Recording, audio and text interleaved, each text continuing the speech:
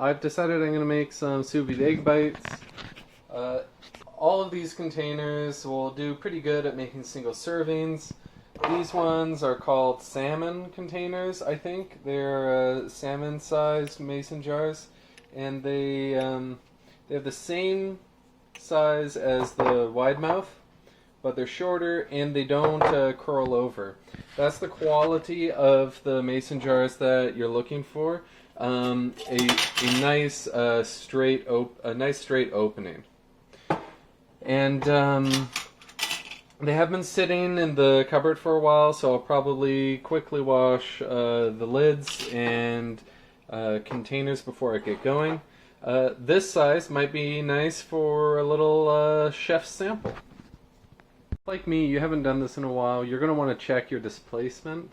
You don't want to have the water overflow after it's heated and you've got all your cans in there. And so we can see here that all of those jars fit, and we'll have a basic elementary school science or math experiment showcasing the displacement.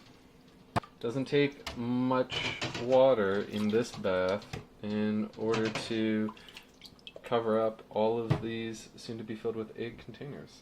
Great, so while the sous vide is increasing in temperature from 14 degrees Celsius to 85 degrees Celsius, or increasing the water bath temperature, I'm going to go ahead and make that sous vide egg bite mix.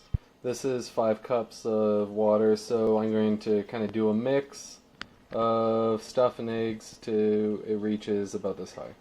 So I've already done the Joule recommended ratio, which is 1:1. 11 ounces of cottage cheese with 11 ounces of egg, which will end up being about 6 eggs. I'm going to add a few more. I'm going to do like another 8 and 8 ounces.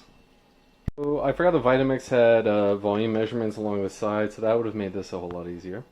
But we've got the eggs and the cottage cheese in there, and now we need to add 0.5% of salt. And it was saying we were doing 600 before, 1100 now, and so 3 grams, going to be more like 7 grams. That's basically a teaspoon.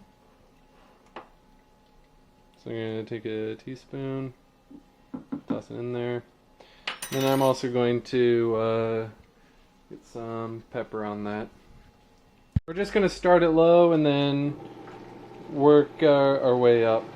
You want a nice, even texture, consistent. Okay, so now we're going to fill these up carefully to just before the top. Estimated pretty good. I guess maybe this is better suited for the other one. Anyways, let me scrape this out. I have to try and demonstrate fingertip tight. Pull it back.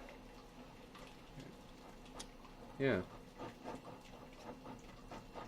Seems about fingertip tight, so righty-tighty. And then the jar starts going. Pull it back a little bit. Forward. Yeah. Moment of truth. Will they crack as they go into the hot water?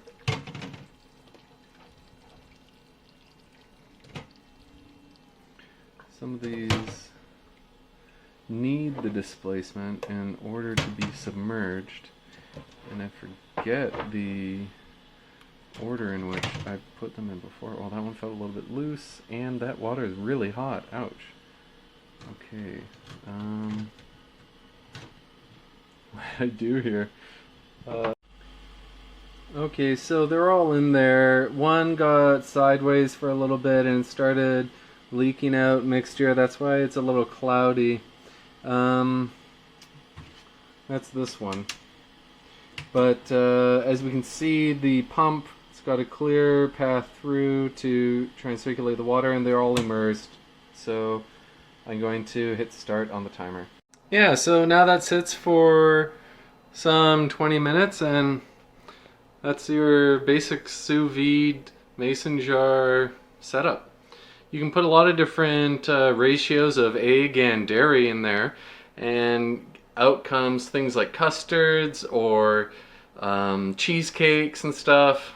And if you don't have mason jars, even bags will work. So the timer's gone off. You can see it's blinking green, that means it's done. So I'm just going to shut it off manually here. Get this out of the way. Probably doesn't like being dry. Won't be for long. Haha. Okay, now we got to get those out. So we've got a silicone glove here.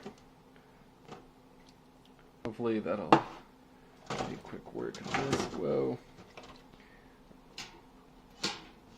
Ah. Whoa. Whoa. Whoa. Now that they're out, they're hot and loose, so just go around to each and tighten them up. So hot.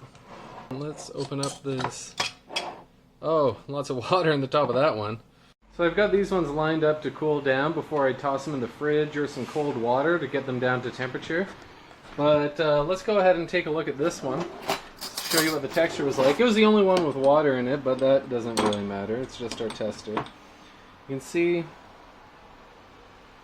the texture is nice and fluffy. Oh, no, you're good. You're good.